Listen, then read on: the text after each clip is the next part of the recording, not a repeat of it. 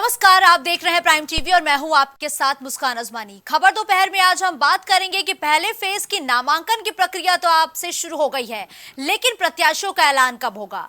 दरअसल पहले चरण के चुनाव के लिए आज से नामांकन की प्रक्रिया शुरू हो चुकी है।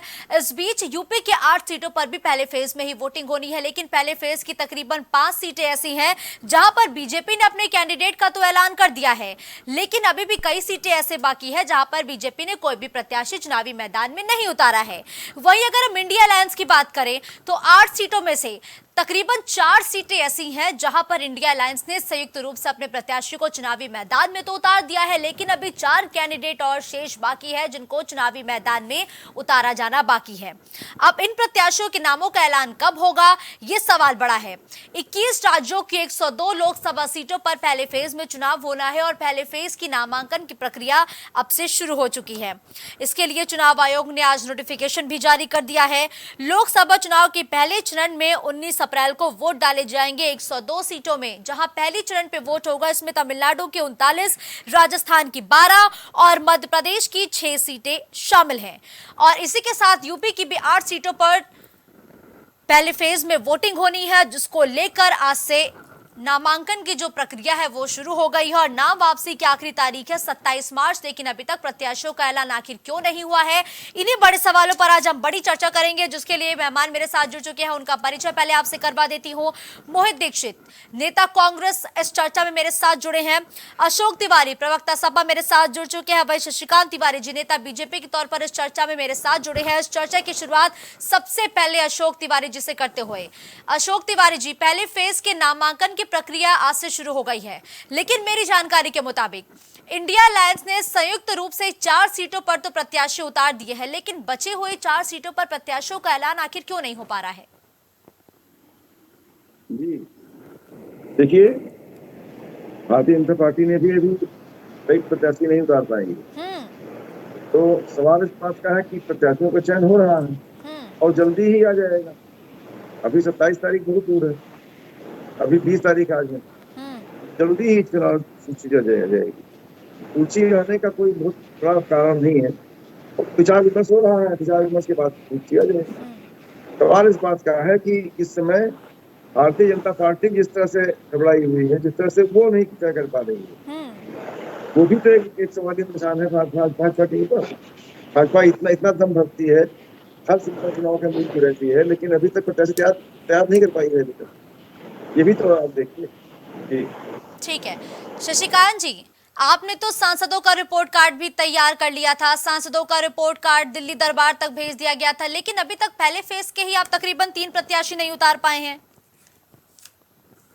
देखिए, मंथन चल रहा है और संसदीय दल इस पे विचार करती है। संसदीय दल को जितना लगा कि ये प्रत्याशियों को मैदान में उतार देना चाहिए, वो सूची जारी हो गई और जो भी 2-3 सीट है उस पर मंथन जारी है और नामांकन का जो अंतिम तारीख है उसके पहले प्रत्याशी आ जाएंगे और वो नामांकन करेंगे।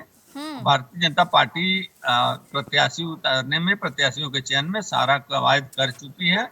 अब बस वो लिस्ट जारी हो जाएगी और वो आएंगे, नामांकन करेंगे। ठीक है, जनता के बीच जल्दी प्रत्याशी उतार दिए जाएंगे। ठीक है, अब मोहित दीक्षित जी से भी एक सवाल मैं लेना चाहूंगी, opening remark. Mohit ji, Saharanpur seat मेरी जानकारी के मुताबिक कांग्रेस के पास है, लेकिन कांग्रेस ने भी सीट से प्रत्याशी घोषित नहीं किया। इतने लंबे समय से आप सभी आकलन कर रहे हैं, प्रत्याशियों के नामों पर चर्चा कर रहे हैं, ये जानने की कोशिश कर रहे हैं कि धरातल पर कौन कितना एक्टिव है, लेकिन उसके बावजूद भी पहले फेज की सहारनपुर की सीट पर आप प्रत्याशी नहीं उतार पाए, बल्कि आपने तो किसी भी सीट से अभी तक ऐलान नहीं किया है। देखिए, बात ये है कि लगातार जब जनता के मुद्दों के लिए राहुल गांधी, आप जानती हैं, भारत जोड़ो न्याय यात्रा लेकर के निकले हुए, संगठन की जब मीटिंगें होती हैं प्रत्याशी चयन को लेकर के, उसका एक सर्वे होता है। सर्वे के माध्यम से लगातार वहां पर जो जन मुद्दों को उठा रहे होते हैं लोग, जो जनता के साथ जुड़ाव रखते हैं, ऐसे लोगों को वरीयता देने के लिए एक बैठक होती है। उस बैठक के लगातार क्रम चल रहा है। अभी कल ही दूसरी बैठक हुई है और मैं आपको आशान्वित होकर बताता हूँ, कल सारी लिस्ट आपको जो बचे हुए प्रत्याशी है उनकी कहीं ना कहीं नाम घोषित हो जाएगा। तो आप निसंदेह, मैं बता रहा हूँ, कांग्रेस स्तर पर सारे नाम लगभग फाइनल हैं। अब केवल और केवल मीडिया बंधुओं को और जनता के बीच में उन लोगों के नाम उजागर करने का समय, और अधिकांशतः मैं कल का समय आपसे लेता हूँ, कल के समय में सारी लिस्ट आपको मिल जाएगी। ठीक है शशिकांत जी, मोहित जी तो बिल्कुल आश्वस्त है कि कल के दिन में सारे के सारे कैंडिडेट उनके घोषित हो जाएंगे, लेकिन क्या आपकी तरफ से कल तक या आने वाले 1-2 दिनों में प्रत्याशियों का ऐलान हो सकता है क्या? बिल्कुल, जब जैसा कि मैंने कहा कि संसदीय दल जो है प्रत्याशियों का चयन कर चुकी है, वो प्रक्रिया पूरी हो चुकी है और हर सीट पे लगभग प्रत्याशी चयनित किए जा चुके हैं। जिन सीटों पे घोषणा नहीं हुई है शीघ्र कर दिया जाएगा। भारतीय जनता पार्टी के साथ ये इन लोगों की तरह संकट नहीं है जैसा कि विपक्षी पार्टियों के लिए संकट है कि प्रत्याशी कहाँ मिलेंगे, कौन से प्रत्याशी होंगे। इनको तो प्रत्याशी मिल भी पा रहे हैं कि नहीं। जैसा कि इन लोगों का काम धाम है देश के विकास में बाधा डालने वाली बातें करना, विकास देश को गुमराह करना, ऐसे कार्यों करने की वजह से इन लोगों को प्रत्याशी मिल पाएंगे कि नहीं मिल पाएंगे, ये इनकी चिंता का विषय है। बहरहाल भारतीय जनता पार्टी के प्रत्याशी सब चयनित किए जा चुके हैं, जल्दी ही घोषणा कर दी जाएगी। अशोक समय से पहले। शशिकांत जी तो कह रहे हैं आपको तो प्रत्याशी ही नहीं मिल पा रहे हैं भाई, इसीलिए आप लेट लतीफी कर रहे हैं लगातार। हम मंथन कर रहे हैं, आप लेट लतीफी कर रहे हैं। शशिकांत जी का एक विषय है। शशिकांत जी भाजपा के प्रवक्ता हैं और भाजपा इतनी बड़ी पार्टी अपने कहती है, कितना दम भरती है और वो सब टाइम फिक्स हो जाता है उसका। अंत में प्रत्याशी चयन आखिर तक नहीं कर पा रही है और प्रत्याशी चयन करना उसके लिए टेढ़ी खीर साबित हो रही है। सच्चाई ये है कि जनता को मुकाबला, जनता के बीच जा पाना भाजपा के लिए बहुत मुश्किल काम हो गया। अच्छा। जनता को फेस कर पाना मुश्किल काम हो गया और प्रत्याशी देना भी मुश्किल हो रहा है। सच्चाई यही है, क्योंकि समाजवादी पार्टी तो जनता की पार्टी है, जनता की आवाज है, जनता की आवाज है, किसानों की आवाज है, युवाओं की आवाज है। और आज के परिदृश्य में समाजवादी पार्टी पूरे देश में उसने आह्वान किया है पीडीए का, जिस तरह से, और पीडीए आंदोलित है। तो भारतीय जनता पार्टी के पैरों पर जमीन खिसक रही है और उसको समझ नहीं आ रहा है किसको लड़ाए, किसको न लड़ाए। सच्चाई तो ये है। समाजवादी पार्टी के प्रत्याशी तय हैं, वो जल्दी ही सामने आ जाएंगे, तो एक दिन में सामने आ जाएंगे, सबको दिखाई पड़ता है। शशिकांत जी, 1-2 दिन में प्रत्याशियों का ऐलान हो जाएगा, जबकि वो तो आपको कह रहे हैं कि आप असमंजस में हैं। भारतीय जनता पार्टी कोई असमंजस नहीं है, पूरा देश भारतीय जनता पार्टी के साथ है। आज तो ये कवायद चल रही है, अगर सोशल मीडिया पे चल रहा हो कि कोई भी देशभक्ति की बात करे तो किस पार्टी का हो सकता है ये जनता बता देगी, और देशद्रोही बातें जो करे वो किस पार्टी का हो सकता है ये जनता बता देगी। जो सनातन धर्म के खिलाफ बोलता है, हिंदू धर्म के खिलाफ बोलता हो, वो किस पार्टी का होगा जनता बता देगी। तो जनता की स्पष्ट राय है, पूरी देश की जनता भारतीय जनता पार्टी के साथ है। मोदी जी के नेतृत्व में सबका विश्वास है और भारतीय जनता पार्टी का चयन प्रक्रिया सब पूरा हो चुका है। शीघ्र जो है प्रत्याशी उतार दिए जाएंगे। जो 27 तारीख अंतिम नामांकन का दिन है, उसके पहले प्रत्याशी नामांकन कर लेंगे। ठीक है। शशिकांत तिवारी जी तो साफ तौर पर कह रहे हैं मोहित जी की पूरी जनता प्रधानमंत्री मोदी के साथ है, तो हमें कोई डर की बात नहीं है। अगर हम जब भी कैंडिडेट उतारेंगे तो उन कैंडिडेट के साथ पूरी जो वहां की जनता है वो खड़ी रहेगी। शशिकांत जी एक बात सही कह रहे हैं, पूरी जनता भारतीय जनता पार्टी और मोदी जी के साथ थी, तभी उन्होंने भारत देश में, उत्तर प्रदेश में उनको इतना प्रचंड बहुमत दिया। लेकिन जब उनके प्रचंड बहुमत देने के बाद भी लगातार युवाओं को, किसानों को, महिलाओं को ठगा गया। आज स्थिति ये पहुंच गई है कि अपने सिटिंग एमपी को टिकट देने के लिए भारतीय जनता पार्टी को सोचना पड़ रहा है। इतना विरोध है उनका, अंतर विरोध है, क्षेत्र में विरोध है, लोगों में विरोध है। तो आप क्योंकि कार्य नहीं किए, मोदी जी की तरह खोखले वादे करते रहे, धरातल पर वो कहीं नहीं दिखे, तो आज नरेंद्र मोदी और भारतीय जनता पार्टी अपने ही सैनिकों को रिपीट करने के लिए डर रही है। तो इतनी बुरी स्थिति आ गई है। देख रहे हैं कि जब अपने मंत्रियों को, अपने सांसदों को टिकट जो जनता के बीच जा चुके हैं, जीत चुके हैं, उनको टिकट देने में डर रही है, तो कहीं ना कहीं उनकी स्थिति स्पष्ट हो जाती है कि आज वो डरे हुए हैं। आज उनके खोखले वादों से जनता पहचान चुकी है, जनता उनको गद्दी से उतारने के लिए तैयार बैठी है। तो केवल और केवल ये भय है जो अपने सिटिंग एमपीज को रिटेन नहीं कर पा रहे। नए लोग आज उनको डर है कि योगी जी के आदमी को उतारा जाए, कि शाह जी के आदमी को उतारा जाए। आज उत्तर प्रदेश में तो केवल यही कसमकस बनी हुई है कि योगी जी कहीं शाह जी के आदमी को न हरवा दे, शाह जी के आदमी कहीं योगी जी को न हरवा दे। तो उत्तर प्रदेश का जनाधार भारतीय जनता पार्टी आपस में बंटकर खो चुकी है। जनता उनको नकारने के लिए तैयार बैठी है। वो चाहे जिसको ढूंढ करके ले आए, भगदड़ मचने वाली है। अभी टिकट की लिस्ट घोषित करते ही इनकी पार्टी में इतनी बुरी भगदड़ मचेगी कि वो देखेगा पूरा देश। और कहीं ना कहीं जो आभा मंडल और गुब्बारा फुला रखा है, उसमें पिन लगने का काम केवल इनका नामांकन की जो लिस्ट आने के बाद सब दिखने लगेगी। ठीक है शशिकांत जी, आप इनके आरोपों का तो जवाब दीजिएगा ही कि जैसे ही प्रत्याशियों का ऐलान होगा एनडीए में भगदड़ मच जाएगी, सब इधर उधर भागने लगेंगे। लेकिन शशिकांत तिवारी जी, जिन 8 सीटों पर जनता अपने मत का इस्तेमाल करने वाली है, 2019 में आपने कहा ना कि प्रधानमंत्री मोदी की लहर थी और पूरी अभी भी देश की जनता आपके साथ खड़ी हुई है। लेकिन 2019 में 4 सीटों पर तो आप हार गए थे, बिजनौर, मुरादाबाद, सहारनपुर और नगीना, और रामपुर उपचुनाव में आपने जीत हासिल की थी। इस बार आप कितने आश्वस्त हैं? आप तो मिशन 80 की बात कर रहे हैं, लेकिन इन 4 सीटों पर क्या स्ट्रैटेजी है? देखिए पूरे देश में ये मैसेज गया है कि भारतीय जनता पार्टी जो वादा करती है वो पूरा करती है, मोदी जी जो वादा करते हैं वो पूरा करते हैं। ये मैसेज आज की तारीख में सोशल मीडिया पर चल रहा है कि एक तमिलनाडु के मैगजीन ने छापा है, इसको पूरा अपना विशेषांक बना दिया है कि किस प्रकार से मोदी जी ने अपने वादों को पूरा किया है। तो आज देश आश्वस्त है कि मोदी जी के नेतृत्व में हमारे सपने अगर साकार होंगे तो मोदी जी के नेतृत्व में होंगे, हमारा देश विकसित भारत बनेगा तो मोदी जी के नेतृत्व में होंगे, अगर हमारा देश पूरी दुनिया में भारत झंडा गाड़ेगा तो मोदी जी के नेतृत्व में होगा। तो इस प्रकार से हम मोदी जी के नेतृत्व में पूरा देश इस समय है। और निश्चित रूप से जो इन लोगों के पास कुछ कहने को है नहीं। ये लोग तो आरोप प्रत्यारोप कर रहे हैं, इनको न तो किसी पार्टी से अलायंस हो रहा है, अखिलेश जी इनको सीट नहीं दे रहे थे कल तक, आज इनको प्रत्याशी का संकट है।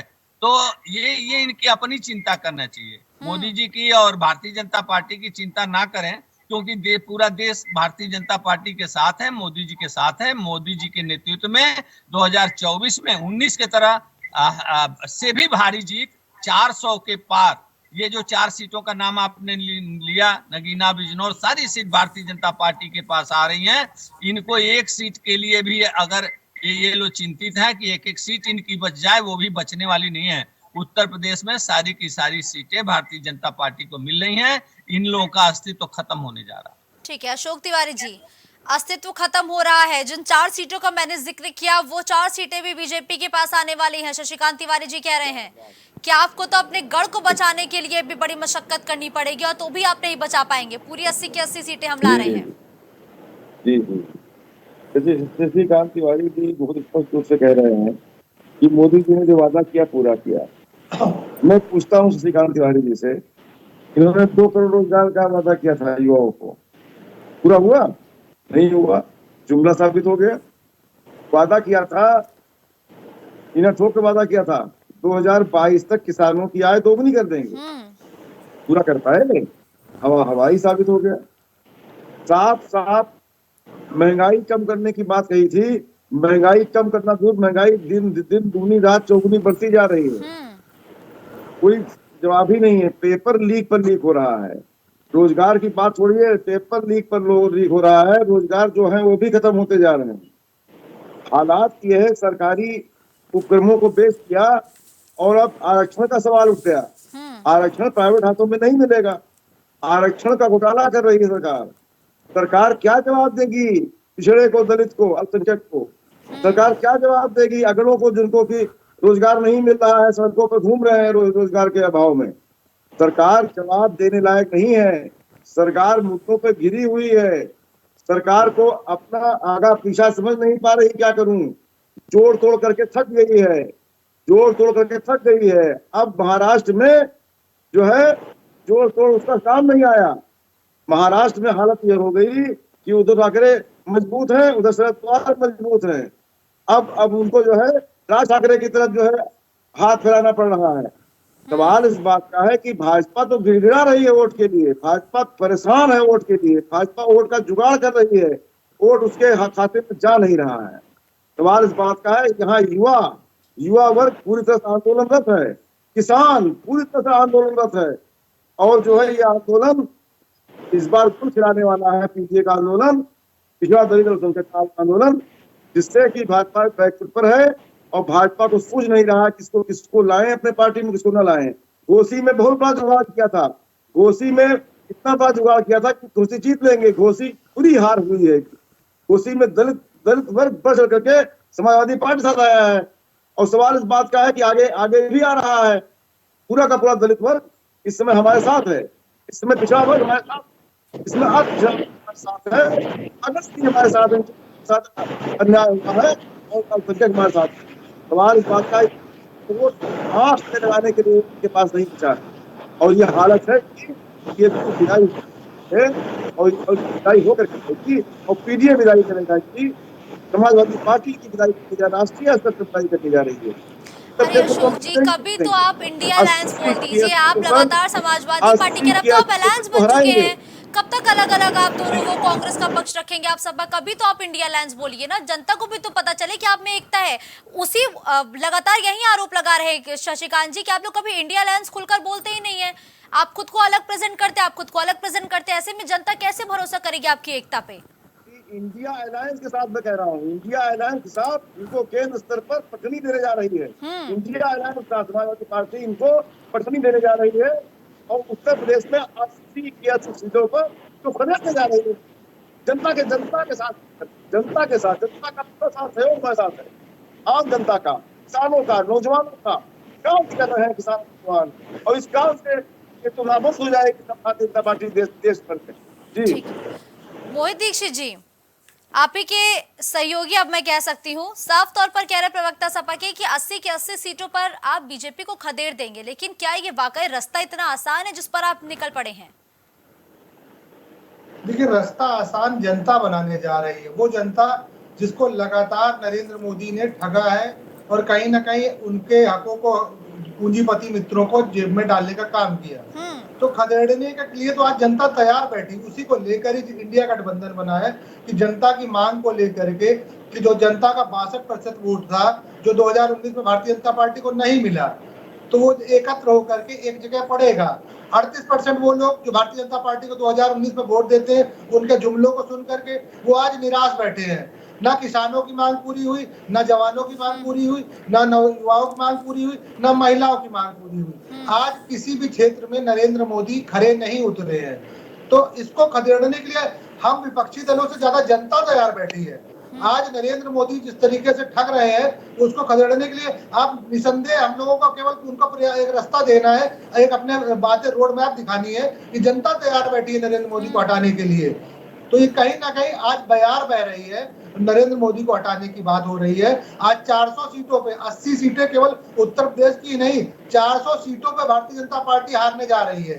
तभी तो आज मंचों पर नरेंद्र मोदी जी की बौखलाहट दिख जाती है, संवैधानिक संस्थाओं का दोहन करने लगते हैं। आज कहीं ना कहीं आज आचार संहिता का उल्लंघन करते हुए व्हाट्सएप पर मैसेज भिजवा रहे होते, अपना खुला संदेश भिजवा रहे होते, तो ये चीजें कहीं ना कहीं उनकी हताशा प्रकट कर रही होती है। नरेंद्र मोदी हताश हो चुके हैं, अपना आखिरी चारा केवल दिखा रहे हैं। वो जिस तरीके से संवैधानिक संस्थाओं का उपयोग करते हुए अपने को प्रदर्शित करने की कोशिश कर रहे हैं, आज जनता में कहीं उनकी कोई मांग नहीं है। आज उनके वादों को, उनकी गारंटियों को आदमी खोखले वादे और खोखली गारंटियां, आज सबसे ज्यादा अविश्वास का नाम नरेंद्र मोदी बन चुके हैं इस देश में। ठीक है शशिकांत जी, अविश्वास का नाम अगर कोई बन चुका है तो वो नरेंद्र मोदी बन चुके हैं। आरोपों पर जवाब दीजिएगा, लेकिन शशिकांत जिस बात को तो नकारा नहीं जा सकता ना कि आप 6 महीने पहले से ही आप लगातार अपने कैंडिडेटों पर मंथन कर रहे थे, लगातार चर्चा कर रहे थे, लोकप्रियता को आंक रहे थे, अपने तमाम बड़े बड़े दिग्गज नेताओं को भी आपने हर एक लोकसभा सीट पर लगा दिया था, बल्कि विधानसभाओं पर भी एक्टिव कर दिया था। लेकिन मुरादाबाद और पीलीभीत ये 2 ऐसी सीट है यहाँ पर किसी भी पार्टी ने अपना कैंडिडेट नहीं उतारा है। तो क्या प्रत्याशी मिल नहीं रहे हैं या फिर अभी तक आपका आंकला नहीं चल रहा है? मैं प्रत्याशी चयन पे बोलने से पहले मैं जरा इन लोगों को जवाब देना चाहूंगा। बिल्कुल। ये देखिए, कांग्रेस की स्थिति ये है कि ख्यालों के लड्डू टेढ़े क्यों, टेढ़े हो तो थोड़े क्यों। तो भाई ख्यालों में ही लड्डू बनाना है तो खूब बनाओ, जितना बनाना उतना बनाओ, और टेढ़ा टेढ़ा नहीं गोल गोल बनाओ। तो ये लोग ख्यालों में सारी बातें कर रहे हैं। और ये बात कर रहे हैं, इनको तो बात करने का हक नहीं। किसान और जवान का, किसानों का बिल आया, बहुत अच्छे व्यवस्था से आया। ये कह रहे हैं सपा के प्रवक्ता, तो उसका जवाब ये है कि किसानों की आय दुगुनी करने के लिए, उनकी आय बढ़ाने के लिए बिल आया। इन लोगों ने विरोध किया, बिल वापस लेना, तब भी जनता ने 2022 में उत्तर प्रदेश में भारतीय जनता पार्टी के साथ खड़ी रही। एक बात, दूसरी बात जवानों पे सुनिए, जवानों पे सुनिए। अरे सुनिए, पहले आप इसमें मत बोलिए, पहले सुनिए। अग्निवीर योजना को पाकिस्तान को पसंद नहीं आया। मुस्कान जी जवानों की बात कर रहे हैं। अग्निवीर योजना जो है पाकिस्तान को पसंद नहीं आया, इसलिए कांग्रेस को भी पसंद नहीं आया। जो चीज पाकिस्तान को पसंद नहीं आता है वो कांग्रेस को भी पसंद नहीं आता है। तीसरी बात जो आपने कहा, पूछा प्रश्न, उसका जवाब दे रहा हूँ कि जो प्रत्याशियों का चयन होता है तो संसदीय दल करता है। तमाम पैरामीटर्स लिए जाते हैं, कुछ जगह नए चेहरे, कुछ नए पार्टी के कार्यकर्ताओं को लाने की भी कवायद की जाती है। तो इस तरह के तमाम पैरामीटर्स होते हैं। कुछ जगह होता है कि भाई इन प्रत्याशी, कोई प्रत्याशी कह देता है कि भाई हमको नहीं लड़ना है, नए प्रत्याशी लड़ाए जाए। कहीं होता है कि नए प्रत्याशियों को लाने से पार्टी में मैसेज जाता है कि हमारे नए कार्यकर्ता उत्साहित होते हैं कि भाई हमें भी कभी मौका मिले। तो इन तरह के तमाम पैरामीटर्स के लेकर के कुछ सीटों को का चयन किया जाता है। और ओवरऑल जो सीटें चयनित की जा चुकी हैं वो घोषित कर दी गई। जो चयनित घोषित नहीं हुई है उनका भी चयन हो चुका है और 27 तारीख के पहले प्रथम चरण का घोषणा कर दी। ठीक है, 27 से पहले करना ही पड़ेगा क्योंकि वो नाम वापसी की आखिरी तारीख है। खैर अशोक तिवारी जी, रामपुर तो आपका मजबूत गढ़ है, मानते हैं ना? अभी भी लगातार समाजवादी पार्टी के नेता ये कहते हैं कि रामपुर मजबूत गढ़ है। फिलहाल उपचुनाव में भले ही ये सीट बीजेपी के पास चली गई, लेकिन अभी तक आपने इस सीट से प्रत्याशी नहीं उतारे। जी जी, ये सब रणनीति का विषय है। देखिए, ये रणनीति का विषय है। अशोक जी, अब तो चुनाव नजदीक है भाई, अब कैसी रणनीति बनी? अभी तक तो मेरे मुताबिक रणनीति बन जानी चाहिए थी। जब बच्चों के फाइनल एग्जाम आते हैं तो 6 महीने पहले से उनकी रणनीति बनने लगती है। अरे इस आप देखिए, मुकाबला किस पार्टी से है? मुकाबला भारतीय जनता पार्टी से है। भारतीय जनता पार्टी एन केन प्रकारेण सभी हथकंडे अपनाती है, सभी हथकंडे अपनाती है, उसमें हथकंडों कमी नहीं है। भाजपा से लड़ाई लड़नी है तो अपनी रणनीति को बहुत मजबूत बनाना पड़ता है, और रणनीति के तहत हम प्रत्याशी उतारेंगे, समय पर उतारेंगे प्रत्याशी, इसमें कोई दो राय नहीं। ठीक है। अच्छा, बीजेपी आप ये भी कहते हैं कि बीजेपी मिशन डिमोलिशन की भी राजनीति लगातार करती है, जोड़ तोड़ करके खींचती है, तो यही वजह है क्या कि आप कैंडिडेट नहीं उतार रहे हैं? कि कहीं ऐसा ना हो कि आपने कैंडिडेट उतारा फिर आपके मजबूत कैंडिडेट को बीजेपी ले गई? नहीं, बीजेपी ले गई नहीं। सवाल इस बात का है कि ये रणनीति का विषय है। ये हम इसका खुलासा हम टीवी पे नहीं करेंगे, ये हमारी रणनीति का विषय है और रणनीति के विषय को हम खुलासा नहीं कर सकते। हम हराएंगे, पटखनी देंगे, भारी बहुमत से जीतेंगे, रामपुर भारी बहुमत से जीतेंगे और 80 की 80 सीटों पर भाजपा को पराजय होगी। इस बार भाजपा के परखच्चे उड़ जाएंगे उत्तर प्रदेश में। जो हालत है, हालत आसान नहीं है। नौजवान भरा हुआ है गुस्से से, नौजवान परेशान है। जिस तरह से 4 साल का अग्निवीर का किया है इन्होंने, 4 साल का सेना में अग्निवीर की, हमारे राष्ट्रीय अध्यक्ष जी ने स्पष्ट रूप से ऐलान कर दिया कि इंडिया में सरकार बनेगी, केंद्र में तो हम पक्की नौकरी देंगे, सेना में 4 साल नौकरी देंगे, हम परमानेंट नौकरी देंगे, ऐलान कर दिया है हमने स्पष्ट रूप से। नौजवान हमारे साथ है इस समय, किसान हमारे साथ है इस समय, महिलाएं आबादी हमारे साथ है इस समय। हालात जो है इतने बिगड़े हुए हैं, ये सोच नहीं पा रहे हैं। हाथ के तोते उड़ गए हैं इनके, ये पीलीभीत तय नहीं कर पा रहे हैं, ये रामपुर तय नहीं कर पा रहे हैं, ये क्यों तो कैसे तय कर पाएंगे? तो इनको समझ नहीं आ रहा किसको लड़ाए और किसको न लड़ाए। भाजपा जो ऐलान करती रहती है हर समय चुनाव के मूड में रहती है, वो पता नहीं कर पा रही है। तो सवाल इस बात का है कि ये भी तो अपना तरीका लगा रहे हैं, हम भी लगा रहे हैं। नहले पे दहला, भाजपा का नहला तो दहला। जी शशिकांत जी, अगर आप नहला तो अशोक तिवारी जी दहला। जिस दिन आपने प्रत्याशी उतार दिया, हो सकता है सारे सहयोगी भी प्रत्याशी उतार दें। देखिए, अशोक जी बेचारे जो है पार्टी को डिफेंड कर रहे हैं, लेकिन क्या करें, इनके पास कुछ कहने के लिए है नहीं, तो वही बातें बार बार गोलमोल कह रहे हैं। एक बात इन्होंने कहा था, उसका जवाब मैं देना चाहूंगा। इन्होंने कहा था पीडीए का और शोषित का और इनका पिछड़ों का, दलित का भला करने के लिए ये लोग बहुत चिंतित हैं। तो उसकी हवा तो स्वामी प्रसाद मौर्य ने ही निकाल दी। स्वामी प्रसाद मौर्य ने जो चिट्ठी लिखा वो पिछड़ा और दलित और शोषित और अल्पसंख्यक की हवा निकाल दी। उसको इनको पढ़ना चाहिए, दोबारा पढ़ लें। सुना है आज सोशल मीडिया पर चल रहा है कि स्वामी प्रसाद मौर्य और अखिलेश जी की मुलाकात हो गई है, हो सकता है चुनाव भी लड़े। तो इनको तो अब पीडीए कर करके ये घिस चुके हैं। पीडीए इनका चला गया पता नहीं कहाँ। जनता नोटिस कर नहीं रही कि पीडीए क्या है। ये लोग बार बार पीडीए कर रहे हैं और स्वामी प्रसाद मौर्य कह रहे हैं कि पीडीए से इनका कोई लेना देना नहीं है। प्रत्याशियों के चयन के बारे में भी उन्होंने कहा था कि इनका कोई लेना देना नहीं है। तो ये बेचारे क्या करें, कुछ कहने का है नहीं। तो भारतीय जनता पार्टी को कह रहे हैं कि सारी सीटें जो है इनको जाने वाली है, तो इनकी मजबूरी है, कुछ कहने को इनके पास है नहीं।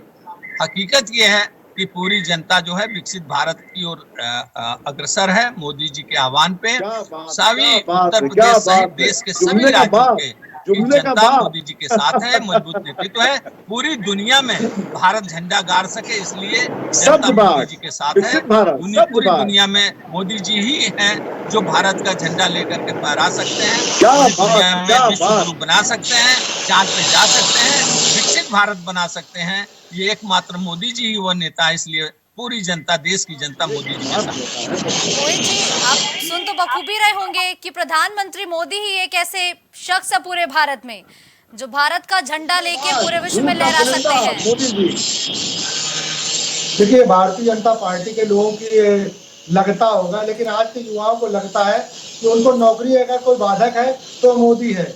आज किसानों को लगता है कि उनकी तरक्की में कोई बाधक है तो मोदी है। आज महिलाओं को लगता है कि उनकी सशक्तिकरण में कोई बाधक है तो मोदी है।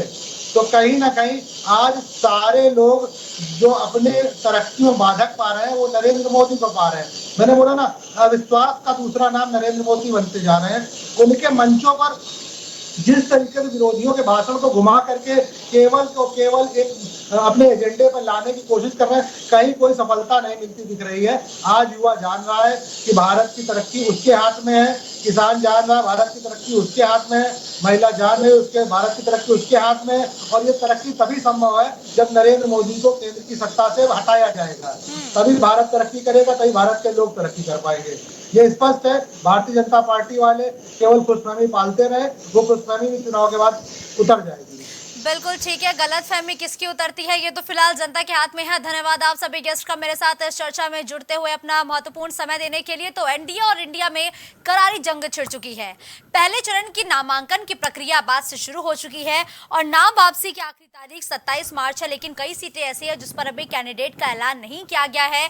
लगातार हर एक पार्टी ये कह रही है कि मंथन का दौर जारी है, लेकिन महीनों चले मंथनों के बाद भी आखिर प्रत्याशियों ने बची हुई सीटों पर अपने कैंडिडेट क्यों नहीं उतारे हैं और बची हुई सीटों पर कैंडिडेट कब तक उतारे जाएंगे, ये सवाल बहुत बड़ा है। क्योंकि अभी बीच में होली का त्योहार आ जाएगा, उस दौरान भी होली के रंग में हर एक नेता रंगा हुआ नजर आएगा।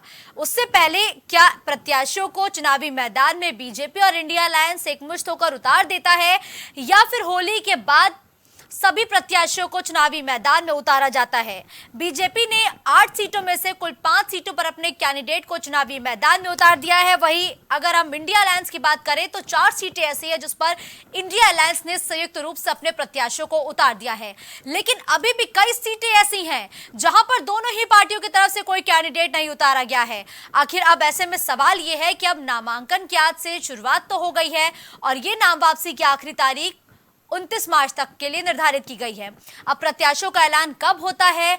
क्या पेच फंस रहा है जो अभी तक प्रत्याशियों का ऐलान नहीं हो पाया? क्या होली से पहले सभी प्रत्याशियों को चुनावी मैदान में उतार दिया जाएगा? अब ये सवाल बहुत बड़ा है और ये सवाल लगातार जनता के बीच भी घर कर गया है। जनता भी लगातार इस सवाल को जानना चाह रही है कि जब नामांकन की तारीख आज से शुरू हो चुकी है, नामांकन की प्रक्रिया आज से शुरू हो चुकी है, तो फिर हमारे संसदीय क्षेत्र से अभी तक किसी भी पार्टी ने कोई प्रत्याशी क्यों नहीं उतारे हैं? अब फिलहाल ये पार्टियों के हाथ में है। पार्टियों की आला कमान ये तय करेगी कि उन्हें पार्टियों के किस मजबूत कैंडिडेट को चुनावी मैदान में उतारना है, लेकिन अब समय ज्यादा नहीं बचा है। ऐसे में हर एक पार्टी अब रसाकशी कर रही है कि आखिर किस कैंडिडेट को, या यूं कहे कि किस मजबूत कैंडिडेट को चुनावी मैदान में उतारे। खबर दोपहर में फिलहाल के लिए बस इतना ही। देश और दुनिया की बड़ी खबरों के लिए आप देखते रहिए प्राइम टीवी।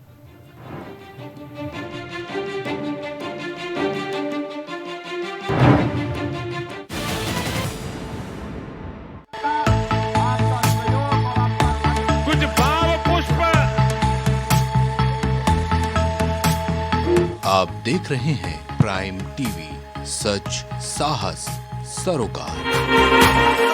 प्रधानमंत्री श्री नरेंद्र मोदी का संकल्प है कि देश का हर नागरिक पोषित, सशक्त और समर्थ बने। जब पूरा विश्व इस सदी की सबसे बड़ी महामारी कोविड-19 से जूझ रहा था, उस दौरान प्रधानमंत्री श्री नरेंद्र मोदी जी के नेतृत्व में भारत सरकार ने प्रधानमंत्री गरीब कल्याण अन्न योजना का संचालन कर देश के गरीबों की खाद्य सुरक्षा सुनिश्चित की। इसी संवेदनशीलता को जारी रखते हुए आज 80 करोड़ से भी ज्यादा लोगों को मुफ्त अनाज दिया जा रहा है। सभी को अनाज, पोषित समाज। प्रॉब्लम्स थी जो मेरे को स्टेप्स चढ़ते हुए प्रॉब्लम थी, वो अब I think so 70% is improved. ठीक है, मेरे को एंकल में प्रॉब्लम थी एंड मेरे को नसेस मसल्स प्रॉब्लम थी, क्योंकि मसल्स में काफ़ी पेन रहती है, जो अब की इस टाइम पर एक बार ही मैंने लिया। मैं लास्ट टाइम आया था, उसके बाद मैं अब दोबारा आया हूँ, तो ऐसे 70% इज इम्प्रूव्ड, जो कि डॉक्टर नहीं कर सका। मैंने हाँ, मतलब मैं गंगा राम के हॉस्पिटल के डॉक्टर से तकरीबन 2 साल तक ये ट्रीटमेंट करा था, कि उनको समझ ही नहीं आया ये प्रॉब्लम क्या है। दैट इज अब बेटर है।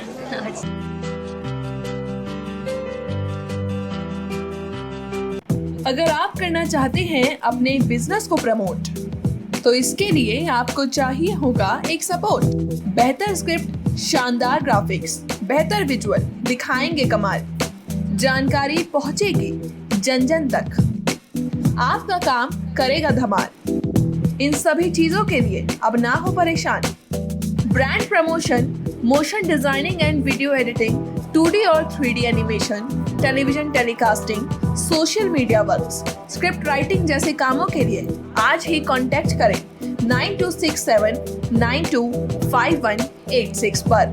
इसी के साथ ही आप हमें जीमेल भी कर सकते हैं vikasproduction.gfx@gmail.com पर।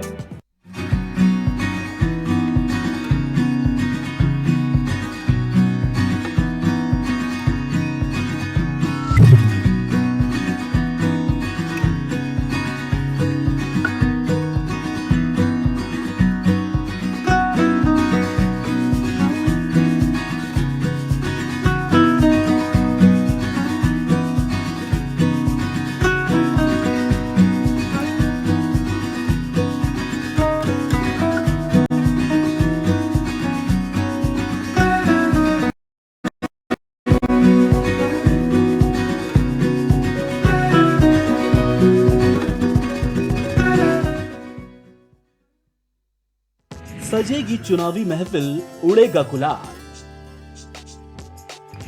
जश्न होली में सियासत धुआंधार, गीतों से सजेगा मंच, कविताओं में घुलेगा सियासी रंग, रंगों के बीच सियासी हुड़दंग। देखिए होली के सतरंगी रंग प्राइम टीवी के संग 22 मार्च